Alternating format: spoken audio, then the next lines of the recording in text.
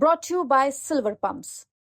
Top quality और consistent performance के लिए सिर्फ सिल्वर पंप नाम याद रखना। एनडीए अगर 1% आप मान लीजिए, अगर एनडीए कभी बिहार में जीत कर आती है 2025 में, तो अगला मुख्यमंत्री नीतीश कुमार नहीं होंगे, भाजपा वाले अपना मुख्यमंत्री बनाएंगे। नमस्कार, बिहार तक देख रहे हैं आप और आपके साथ मैं हूं आशीष अभिनव। प्रशांत किशोर का यह दावा बेशक चौंकाने वाला है। प्रशांत किशोर लगातार मुख्यमंत्री नीतीश कुमार पर हमला बोलते रहे हैं, लेकिन साल 2025 यानी कि इस साल बिहार विधानसभा चुनाव को लेकर प्रशांत किशोर ने यह दावा किया है कि मुख्यमंत्री नीतीश कुमार नहीं बनेंगे।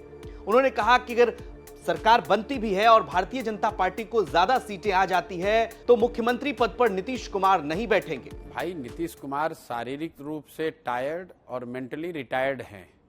आप इस बात को मैं आप कैमरे पे कह रहा हूं कि physically tired and mentally retired Nitish Kumar ji अभी इस स्थिति में भी नहीं है कि अपने मंत्री परिषद के सदस्यों का नाम और विभाग बता सकें कैमरे पर। तो काम करना, वोट बैंक और चुनाव जीतना वो तो बहुत बड़ी बात है। अब चूंकि मुख्यमंत्री के पद पर हैं, व्यवस्था ने उनको एक तरह से संजोग संभाल कर वो जनता के सामने आते हैं। उनकी स्थिति ऐसी नहीं है कि वो कोई बहुत बड़ा राजनीतिक प्रयास कर सके।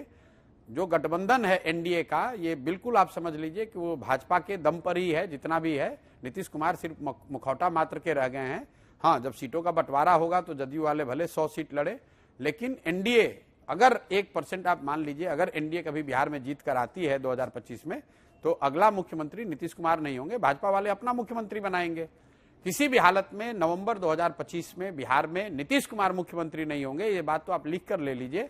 और जैसे मैंने आपको कभी बंगाल के बारे में कहा था कि भाजपा को 100 सीट नहीं आएगा, वैसे इस बात को भी लिख कर ले लीजिए कि नवंबर 2025 के बाद नीतीश कुमार बिहार में मुख्यमंत्री नहीं रहेंगे। मुख्यमंत्री चाहे कोई बने, नीतीश कुमार नहीं बनेंगे। प्रशांत किशोर ने इतना ही नहीं, आपने देखा कि किस तरह से मुख्यमंत्री नीतीश कुमार के स्वास्थ्य पर भी सवाल उठाते नजर आ रहे हैं। अब सवाल यह है कि क्या वाकई भारतीय जनता पार्टी मुख्यमंत्री नीतीश कुमार के साथ कोई खेल करेगी, क्योंकि जनता दल यूनाइटेड की तरफ से लगातार इस बात पर जोर दिया जा रहा है कि 25 से 30 फिर से नीतीश। लगातार इस तरह के पोस्टर्स भी जनता दल यूनाइटेड की तरफ से जारी किए जा रहे हैं और दूसरी तरफ बिहार एनडीए के तमाम नेता ये बयान दे रहे हैं कि नीतीश कुमार के नेतृत्व में ही चुनाव लड़ा जाएगा।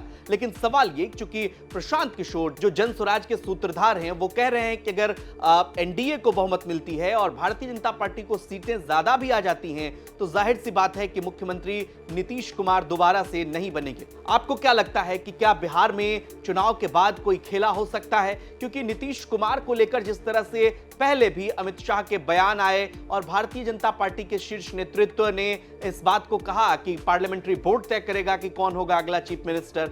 ऐसे में रणनीति क्या हो सकती है? क्या दिल्ली चुनाव के बाद बीजेपी की रणनीति बिहार को लेकर के भी बदल सकती है, या फिर नीतीश कुमार के रहते बिहार में बीजेपी कोई बड़ा खेल नहीं कर पाएगी? कमेंट बॉक्स में हमें अपनी राय जरूर दीजिए और बताइए कि बिहार की सियासत में इस साल क्या होने वाला है। चुनाव में भारतीय जनता पार्टी, नीतीश कुमार मिलकर कितनी सीटों को हासिल कर सकते हैं, या फिर तेजस्वी यादव उन्हें कितना बड़ा चैलेंज दे सकते हैं? क्या तेजस्वी यादव उन्हें सत्ता से बेदखल करेंगे? ऐसे तमाम सवाल हैं, लेकिन इन सवालों के बीच प्रशांत किशोर का जो दावा है वो बहुत कुछ कहता है। क्या प्रशांत किशोर का दावा सही होगा? ये भी हमें जरूर बताएं और बिहार की तमाम खबरों के लिए आप देखते रहिए बिहार तक। नमस्कार।